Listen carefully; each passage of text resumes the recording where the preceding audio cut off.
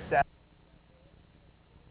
Eli, thank you so much for Morning. joining us. Today we are talking about the roast and the bean. Right, right. Did I get that right? Yeah, I thought it would be cool to talk about coffee a little bit. You know, Especially this early. Well, yeah, especially this early. And you know, Satellite's been in Little Rock for 10 years now. We were one of the first specialty coffee shops in town, and we were certainly one of the first specialty coffee shops that served coffee in a drive-through in the country. So Little Rock's, you know, was very lucky to have that a long time ago. But you know, back to coffee, I thought it'd be real cool just to kind of talk about it real quick. Okay, let's talk about these guys. That's what we call a light roast. And if I can just talk about the bean real quick, there's two different kinds of coffee beans, and there's two different kinds of coffee plants.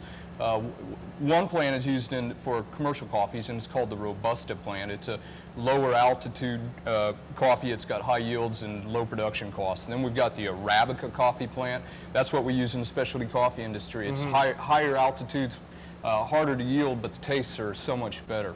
And you know, we grow these coffees all over the world in these great high altitude growing regions, and they come into the country in a green bean. And the biggest influence after that is what the roaster does. So we get it to a roaster, and then the roaster has this ability to degree the coffee, and we go from like a light roast to a very dark roast. And this is an espresso roast, and that's what's used for espresso. So most people get a little conflict about what espresso is, and it's a dark roast that really punch.